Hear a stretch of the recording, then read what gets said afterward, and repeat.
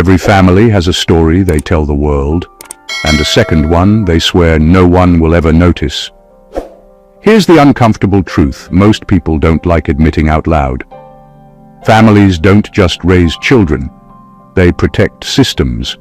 And whenever a system feels threatened, it doesn't hesitate to mark someone early.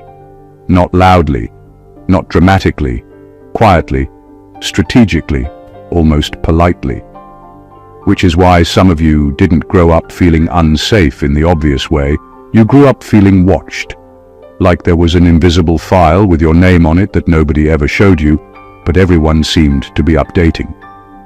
Psychologists have long observed that in dysfunctional family structures, roles are assigned early and rarely explained.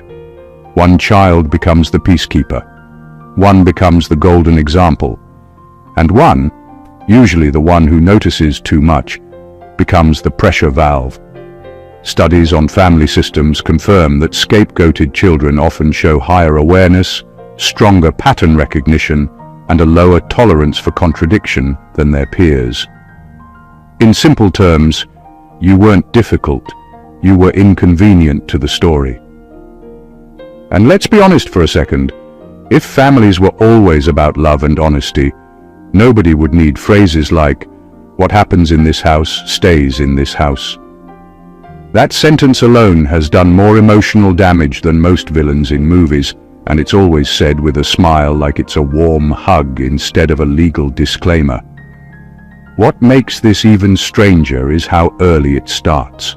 Before you had adult logic, before you understood power dynamics, you could feel it in the way conversations stopped when you entered rooms, in how your questions made people suddenly busy, in how jokes about you landed just a little too sharp to be harmless. You were treated like you might expose something simply by being yourself. No flashlight required. And here's the ironic part that deserves a small laugh. The very traits that made you a problem back then, your awareness, your refusal to play pretend, your habit of noticing what doesn't add up, are the same traits people now call strong intuition or high intelligence, once they're no longer responsible for dealing with you daily. This isn't about blaming parents or rewriting history for drama. This is about finally naming a pattern that explains why your childhood felt less like growing up and more like being quietly managed. Because when a family is hiding something dark, they don't start by locking doors. They start by watching the one person most likely to notice the shadows. And if that was you, this conversation is long overdue. Number 1. You were identified early as a variable they couldn't fully control. From a very young age, something about you didn't fit neatly into the family's expectations. You weren't doing anything wrong, but you weren't behaving the way the system needed you to behave either. You reacted differently. You noticed shifts in mood, tone, and tension without anyone explaining them. While other children adapted quickly to unspoken rules, you hesitated, questioned, or quietly resisted.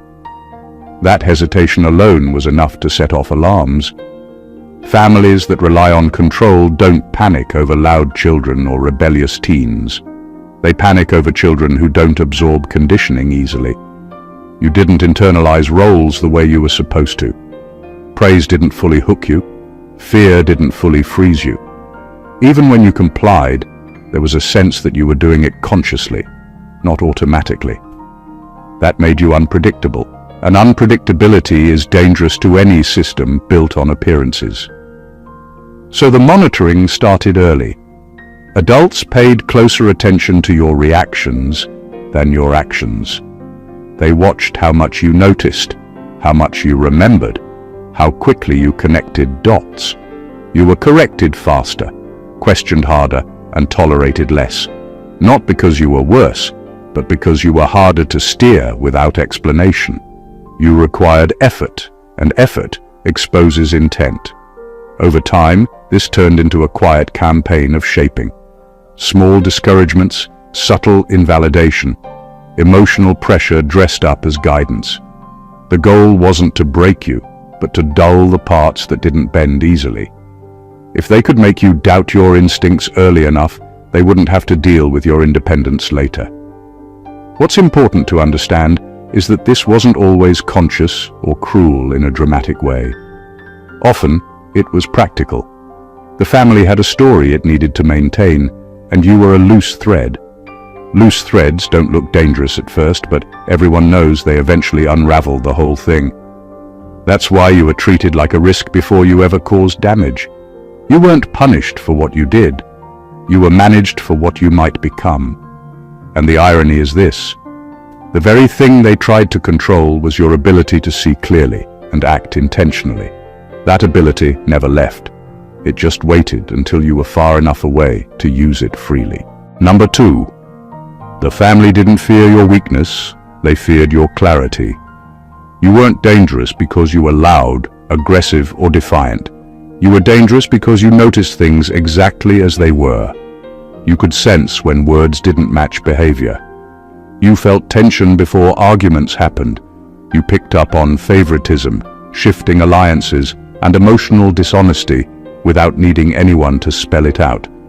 That kind of clarity unsettles people who depend on denial to stay comfortable. Most families with hidden issues survive by normalizing what isn't normal. They laugh things off, change topics, or label discomfort as overthinking. You didn't do that easily. When something felt wrong, it stayed wrong to you. You didn't smooth it over just to keep peace. Even when you stayed quiet, your awareness showed in your body language, your tone, and the way you withdrew instead of pretending everything was fine. That was enough to make others uneasy. Instead of addressing what you were noticing, the focus shifted to you. You were told you were too sensitive, too serious, too intense, or looking for problems. Not because those labels were accurate, but because they redirected attention away from the real issue. If your clarity could be framed as a flaw, then the system didn't have to change. What made this harder is that clarity can't be punished directly. You weren't breaking rules, you weren't acting out, you were simply seeing clearly. So the response became subtle. Conversations happened without you. Decisions were made and then presented as facts. Emotional reactions were dismissed or minimized. Over time, the message became clear. Noticing too much came with consequences. The irony is that clarity often comes with empathy. You understood more than people realized, which meant you also felt more. That combination made it harder for others to hide behind excuses. They couldn't fully relax around you because you were a mirror, not a participant in the performance. They didn't fear that you would fall apart. They feared that you would eventually speak plainly, act independently, and stop playing along. Your clarity threatened the unspoken agreement to keep things fine. And when clarity enters a space built on avoidance, it's not welcomed, it's targeted. Number 3, you became the emotional scapegoat because you wouldn't absorb the lie. From early on, it wasn't about what you did. It was about what the family needed you to carry. Every family with a secret has invisible weights, tensions, and stories that no one wants to confront. Someone has to hold them, even if they didn't create them. In your case, that person was you. You weren't chosen because you were fragile or flawed. You were chosen because you couldn't be easily fooled. Your awareness made you a natural container for the family's unacknowledged truths. They blamed you for things that had nothing to do with you. Arguments, disappointments, and frustrations were redirected onto your shoulders because you were accessible and, crucially, observant. By making you the scapegoat, they protected the system itself. Your role wasn't accidental. You weren't just unlucky or sensitive. You were strategically assigned a burden that kept everyone else comfortable and the family's hidden realities intact. This assignment came with its own brand of isolation. Love was conditional, praise was rare, and affection often came with strings. When the family laughed, celebrated, or defended one another, you were often left out or subtly excluded. Their message was clear. You carry the tension, don't question why. And the more you resisted, the harder they pushed. They didn't need you broken, they needed you compliant, or at least distracted enough not to expose them. Scapegoating isn't always dramatic. It's quiet, persistent, and relentless. It's in the sighs when you express discomfort, the raised eyebrows when you voice truth, the careful phrasing of praise to remind you that approval is earned, never given freely. You learned early that your emotions weren't entirely yours. They were tools the family could manipulate, redirect, or dismiss to maintain appearances. The cruel brilliance of this tactic is that it made you question yourself before anyone else could. You began to doubt your perceptions, your feelings, your instincts. But here's the truth they could never change. Your instincts were correct. You weren't carrying imaginary burdens. You were the one keeping the system from completely collapsing. And while they tried to make you the problem, you were quietly the most honest part of the entire story. Number 4. Adults spoke around you instead of to you for a reason.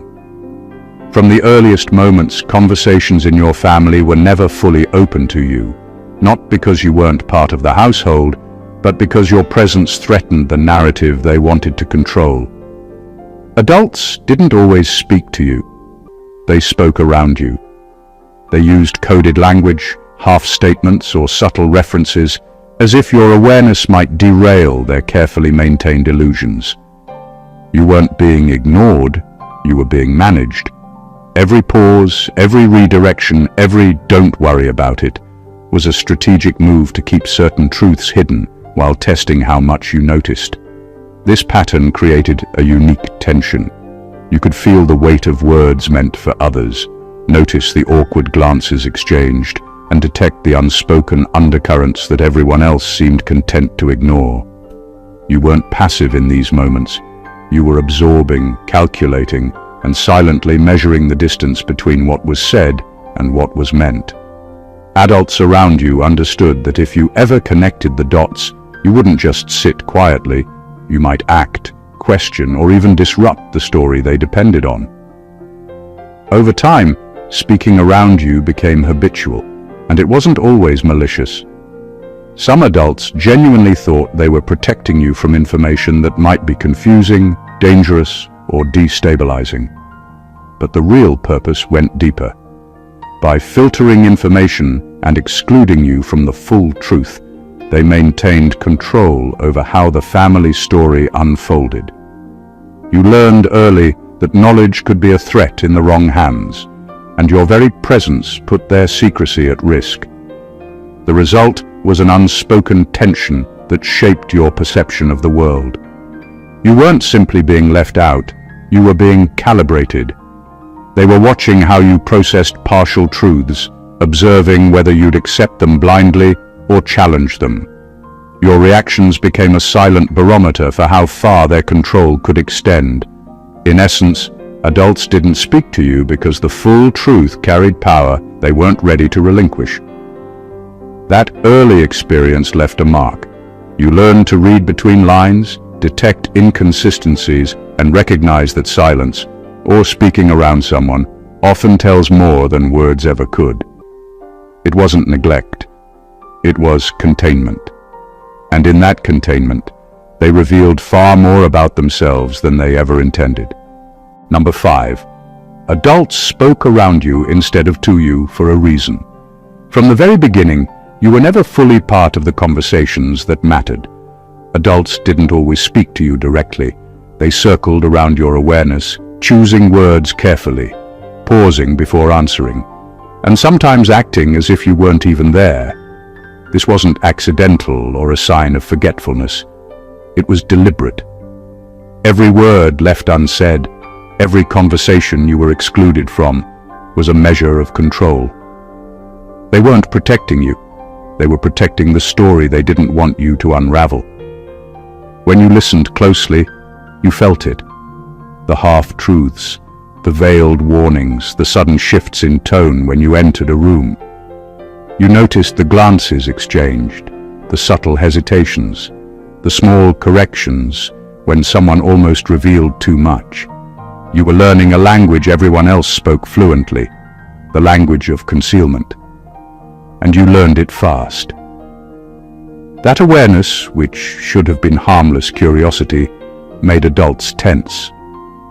Your ability to pick up on inconsistencies made them nervous because you were unpredictable. They couldn't fully control what you would see or understand. The pattern wasn't always cruelly obvious. Sometimes it came wrapped in seemingly caring intentions. You're too young to understand, or it's complicated, maybe later. But behind those words was a strategy. By speaking around you, they could gauge your perception, measure your reactions, and adjust their behavior to keep the family's secrets intact. They were testing you without ever saying so, seeing whether you could be swayed, distracted, or misled. Over time, this shaped how you process information and interact with the world. You learned to read between lines, detect tension in silence, and recognize when what is left unsaid carries more weight than words themselves. That skill became a quiet armor, one that gave you insight adults around you never expected. They thought speaking around you was containment, but in reality, it was the moment they began training you to see more than they ever intended. Your awareness grew, and with it, so did your understanding of the subtle dynamics that others tried so hard to hide. Number 6. You were watched more closely than your siblings, not protected more. From the earliest moments, you weren't just growing up, you were under a microscope. Every word, every glance, every small action was observed with a quiet intensity that felt normal at the time but wasn't. It wasn't protection they were offering. It was control. While your siblings moved through the house with relative freedom, your behavior was tracked, measured, and sometimes judged before you even knew what had happened. They didn't need you to be perfect. They needed you to be predictable. The scrutiny wasn't always obvious. It came in small ways. A raised eyebrow, a subtle correction, a sigh when you expressed curiosity or frustration. The adults around you seemed calm, almost casual, but beneath that calm was calculation. They were assessing how much you noticed, how fast you learned, and how likely you were to disrupt the family narrative. They weren't watching to guide you. They were watching to understand the threat you posed simply by existing as someone who could see more than they wanted to be seen. Over time, this constant observation shaped the way you moved, spoke, and even thought. Every choice, even the smallest one, became part of a silent ledger they kept. They weren't nurturing you. They were mapping you. The irony is that the more you grew, the more that scrutiny increased, not decreased. The more capable you became, the more unpredictable you were to them, and the more carefully they had to watch. This relentless observation wasn't punishment, but it carried its own weight. You learned to anticipate moods, to measure responses, to decode silence. You became hyper-aware, not because you wanted to, but because the environment demanded it. And that awareness became your hidden advantage, even if at the time it felt like anxiety or pressure. You weren't protected more than anyone else. You were considered too significant to leave unchecked. They watched because they feared what you might discover or reveal. They watched because your clarity and potential threatened the illusions they relied on. And the very act of observing you so closely revealed more about their secrets than any conversation ever could. Number 7. Discipline was used as correction, not guidance. In your household, rules rarely existed to teach you how to navigate the world. They existed to keep you in line. Discipline wasn't about helping you understand cause and effect or shaping character. It was about controlling the unpredictable, the aware, the child who noticed too much and asked too many questions. The consequences you faced weren't proportional to mistakes. They were proportional to the threat your independence represented. Every punishment, no matter how small, was a lesson in compliance, not morality. You learned quickly that the goal wasn't fairness. One day, a misstep could be overlooked. The next, The same misstep could be met with outrage. The inconsistency wasn't random, it was strategic. It taught you to question yourself, to measure your actions, and to second-guess your instincts. Obedience wasn't optional, it was survival. And over time, you realized that no matter how well you followed the rules, the standard was constantly shifting. You weren't being corrected, you were being tested. This approach left its mark. You became hyper-aware of boundaries, both stated and unstated, and you developed an instinct for reading the moods and expectations of others. What they called discipline was really a subtle form of training. It shaped not just your behavior, but your perception of power, authority, and fairness. It taught you that appearances matter more than truth, and compliance matters more than understanding. And yet, there was a strange, hidden lesson beneath it all. You learned resilience. You learned to navigate systems built to suppress you without losing yourself entirely. You discovered how to endure scrutiny, manage expectation, and maintain clarity even when surrounded by manipulation. While the discipline wasn't meant to guide you toward growth, it unintentionally forged a capacity for awareness and adaptability that few people develop naturally. Discipline in your family was never about shaping the best version of you.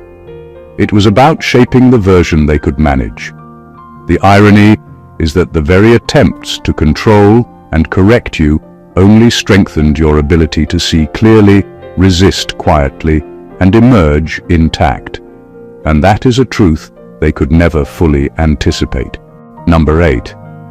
You were blamed for conflicts that existed before you could speak. From the very beginning, the family had a system in place where accountability was never applied where it belonged. Problems, tensions, and disputes didn't just appear. They had a history, a pattern, a source. But someone had to carry the blame, and that someone became you. You weren't chosen because you did anything wrong. You were chosen because you were present, aware, and most importantly, able to be molded into a convenient scapegoat. Assigning fault to a child who doesn't fully understand the stakes is the easiest way to protect the adult's secrets while keeping the family illusion intact. You quickly learned that no mistake, or even no action at all, was safe from being twisted into evidence against you. Arguments that predated your memory were suddenly your fault.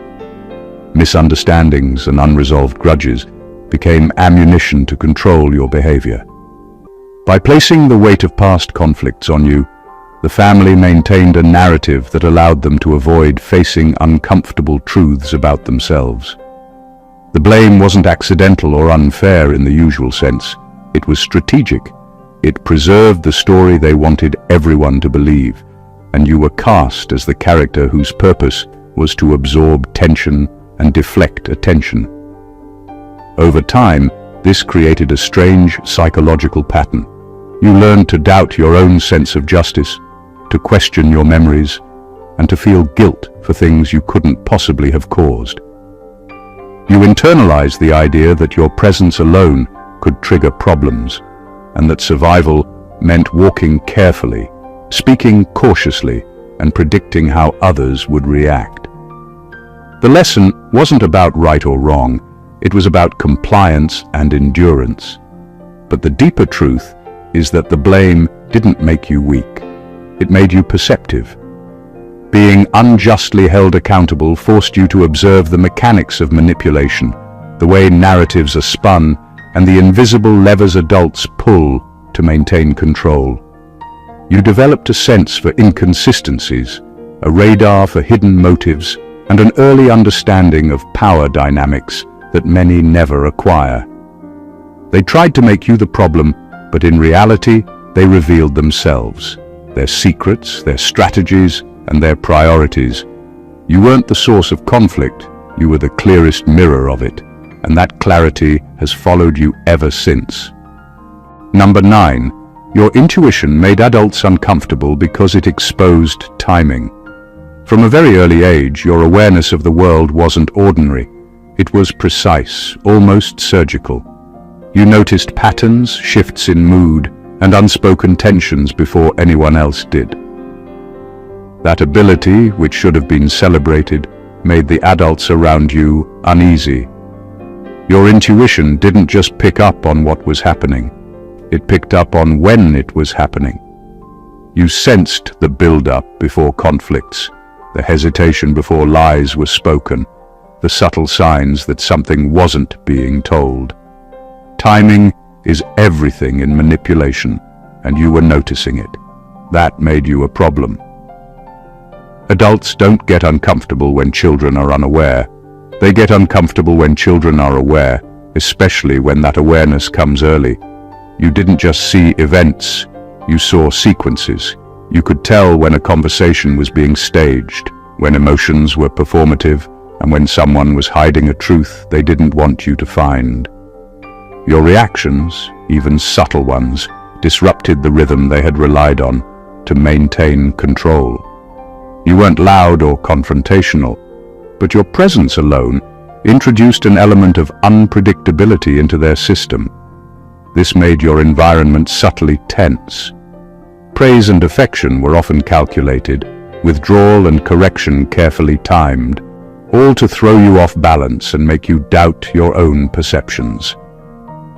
They tried to manipulate your intuition, but the harder they worked, the clearer it became that you were not easily fooled.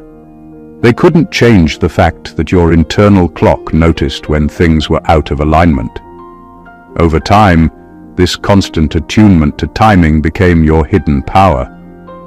You learned to anticipate moods, detect falsehoods, and recognize patterns before they fully unfolded. While they saw it as a threat, it actually gave you an extraordinary advantage, a deeper understanding of people, motives, and systems. What made them uncomfortable became your edge. They feared that your intuition would expose what they had carefully hidden for years, and in doing so, you developed a clarity that would follow you long after their scrutiny ended. Your awareness of timing wasn't a flaw, it was your survival tool, your early warning system, and ultimately your most unrecognized strength. Number 10. Emotional support was inconsistent to keep you off balance. In your family, love and care weren't steady. They were conditional, unpredictable, and strategic. Some days you were celebrated, hugged, and praised as if everything you did was remarkable. Other days, the same actions were met with indifference, criticism, or subtle disapproval. This inconsistency wasn't accidental. It was a method. By giving emotional support sporadically, the adults around you ensured that you never fully trusted your own judgment about relationships or fairness. You learned early that stability wasn't a guarantee, and that emotional reactions could be weaponized or withdrawn at any moment. This unpredictability had a hidden purpose. It kept you uncertain, constantly testing your boundaries and subtly training you to seek approval rather than act freely. When care was extended, it felt earned, like a reward for compliance. When it was withheld, it felt like punishment, even when no rule had been broken. Over time, this emotional seesaw created an environment where you were hyper-aware of moods, timing, and unspoken expectations. You weren't just navigating your own feelings. You were constantly monitoring the feelings of those around you, learning to anticipate what would trigger praise or withdrawal. The result was a finely tuned sense of observation, but also a lingering sense of instability. You became sensitive not just to what people said, but to what they didn't say, what they avoided, and the subtle signals that indicated whether affection would be given or taken away. That awareness made you highly perceptive, but it also trained you to doubt consistency in any system of care. The inconsistency wasn't about you personally, it was about control. By keeping your emotional landscape unstable, they maintained leverage over your reactions, decisions, and even your sense of self-worth. Ironically, what they intended as a way to control you became a source of strength. You learned to read people deeply, detect hidden motives, and protect your own emotional truth even when external validation was unreliable. While inconsistent support was meant to confuse and contain you, it honed your ability to navigate complexity, recognize patterns, and survive environments that were anything but safe. The instability wasn't weakness. It was training disguised as neglect, and it shaped your resilience in ways that would follow you for a lifetime. Number 11. You were trained to doubt your memory before you learned to trust it. From early on, your recollections of events, conversations, and even feelings were often challenged, dismissed, or rewritten. When you remembered things clearly, you were told you were imagining it or overreacting. When you recounted experiences honestly, you were met with corrections that didn't match what you had observed. Over time, this repeated undermining wasn't just frustrating, it was intentional. It created a subtle pattern of self-doubt, a quiet conditioning that made you question the reliability of your own mind. You weren't being confused by accident, you were being trained to defer to the family narrative. This kind of manipulation is powerful because it attacks the one thing you can't easily verify externally: your memory. When someone repeatedly tells you that your perspective is flawed, even in small ways, it accumulates. You begin second-guessing your instincts, replaying conversations in your mind to see if you got it wrong, and hesitating before trusting what you know to be true. The family doesn't need to lie outright. They just need to introduce doubt. The more you question yourself, the more predictable and manageable you become. The consequences were far-reaching. Doubting your memory affected your confidence, your voice, and your willingness to assert truth. You learned to pause, to reevaluate, to anticipate how adults would respond before speaking. This wasn't weakness, it was survival. The constant recalibration sharpened your awareness. You became skilled at noticing discrepancies, reading between the lines, and detecting the subtle ways reality was being bent around you. What they intended as control inadvertently built a mental radar that few people develop naturally. And the irony is striking. The very effort to make you uncertain didn't erase your clarity. It refined it. By the time you could step back and observe patterns as an adult, you could see the full system in operation. Every time they tried to make you question your memory, they were teaching you to look closer, think deeper, and discern truth amidst manipulation. You weren't losing trust in yourself. You were being conditioned to test it against reality, and that skill became one of your greatest hidden strengths. Number 12. Your achievements were downplayed because independence breaks leverage. From early on, any success you had was never fully celebrated. If you got good grades, it was expected. If you excelled at a skill, it was lucky or not that impressive. If you stood out, your uniqueness was minimized or criticized. This wasn't about fairness or humility. It was about control. Your family system relied on keeping you contained, and independence threatened that containment. The moment you proved capable of thinking, acting, or succeeding on your own terms, the leverage they had over you began to slip. Downplaying achievements serves a subtle but powerful purpose. It communicates that your progress isn't entirely your own, that success isn't worthy of recognition unless it fits their narrative. By doing this, they preserved the illusion that you were still under their authority, still dependent, and still malleable. Any confidence or momentum you gained became subject to revision, reassessment, or subtle discouragement. Compliments were rare, conditional, or overshadowed by criticism. In essence, your wins weren't allowed to exist in their pure form. They were filtered through the lens of control. Over time, this constant reframing shapes how you view accomplishment. You start questioning whether your effort truly matters, whether your talents are legitimate, or whether recognition is ever authentic. That self-doubt is exactly what the system relies on. But beneath the discouragement, a different truth was forming. You were learning to validate yourself internally. You didn't need their approval to recognize your own capabilities, and that awareness quietly eroded their control. The irony is that the very act of downplaying you sharpened your independence. Every minimized success became fuel for self-reliance. You developed resilience and determination not in spite of their behavior, but because of it. The attempt to keep you dependent and small only revealed that your power and autonomy could not be contained. By trying to rewrite your achievements, they unknowingly trained you to measure your value by your own standards. What they feared most wasn't arrogance or rebellion. It was that you would eventually realize your true worth, fully independent of their approval, and there was nothing they could do to stop it. Number 13. You were discouraged from speaking outside the family for a reason.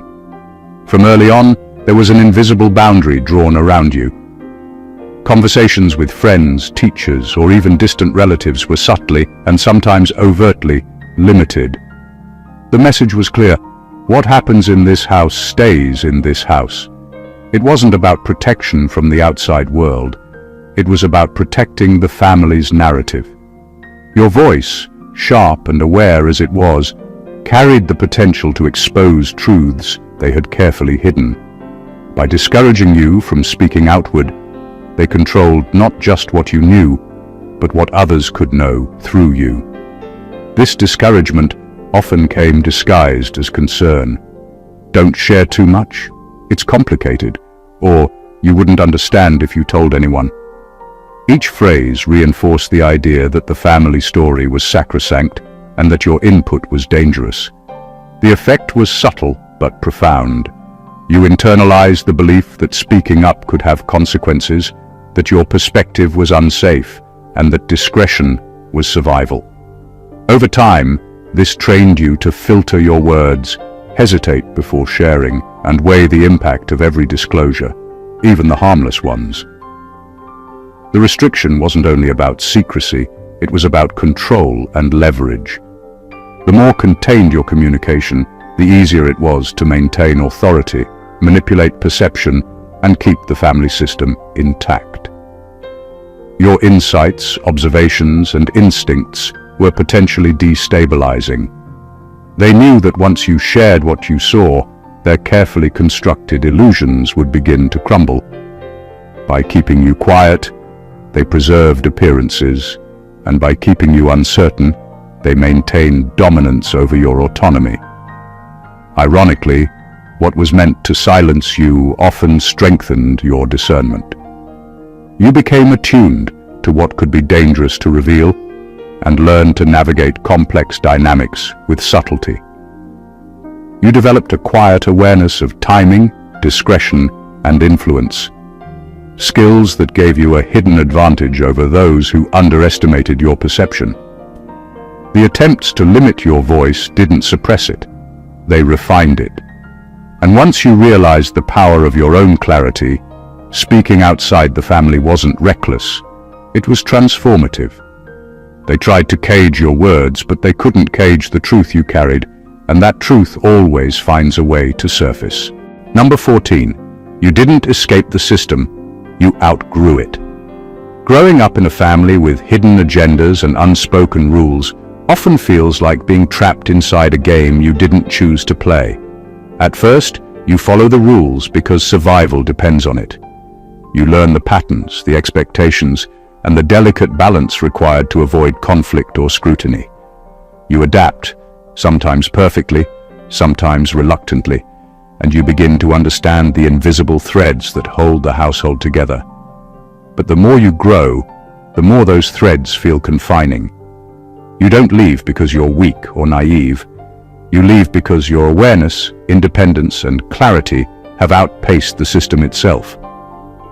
Outgrowing the system isn't a dramatic escape. It's gradual, almost imperceptible at first. You start questioning why certain behaviors are normalized, why contradictions are tolerated, and why truth is so often twisted. You recognize manipulation, favoritism, and inconsistencies, and you understand that no apology or explanation will change the fundamental structure that controls everyone else. What you once accepted as family dynamics begins to feel like a carefully constructed cage. The rules that applied to you are no longer relevant to the person you've become. As your perspective expands, distance, emotional, physical, or both, becomes inevitable. You aren't abandoning anyone, you're reclaiming space for your own truth. You see clearly the mechanisms of control that others rely on, and you realize that compliance is no longer necessary. Independence, insight, and self-trust have replaced fear, obligation, and doubt. The system loses power not because it is defeated, but because you are no longer a participant in its game. The irony is that outgrowing the system often reveals it in full for the first time. Once you step back, the patterns, manipulations, and secrets become obvious, and you can finally see who was shaping whom. What seemed oppressive becomes instructive. You carry the lessons, the awareness, and the clarity forward, but the cage no longer defines your movement. You don't escape.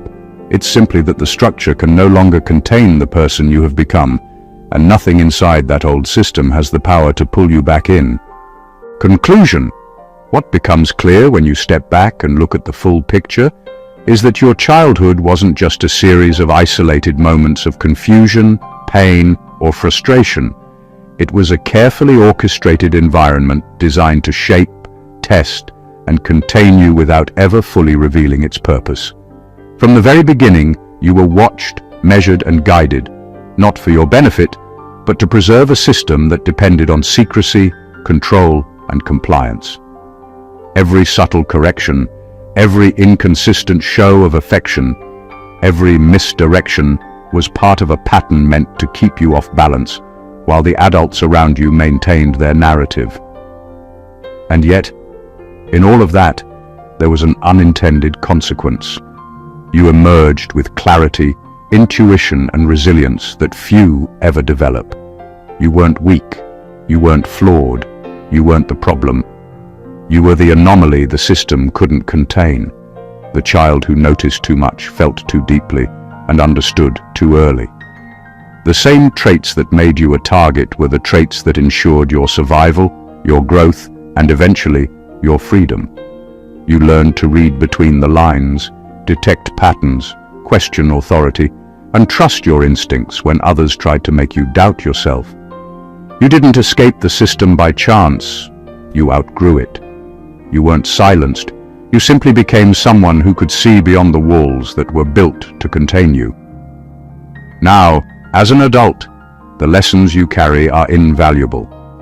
The experiences that once felt isolating and unfair are the foundation for the clarity, strength, and independence that define you today. Every moment of scrutiny, doubt, and manipulation honed a perception and resilience that no one can take away. You understand power, control, and truth in a way that those who tried to suppress you never could. The awareness you hold is your legacy, and the insight you've gained is not just survival. It's mastery over the system that once sought to define you. If this resonated with you, and you're ready to continue uncovering the truths hidden in plain sight, make sure you subscribe to the channel for more deep, revealing insights. Like this video if it opened your eyes, comment below with your thoughts or experiences, and share it with someone who needs to see the reality of these hidden patterns. Every click, every comment, and every share helps spread the knowledge and empowers more people to see clearly, just as you have. Don't stay silent. Let the truth be known, and let your awareness guide you forward. God bless you. Bless. I'm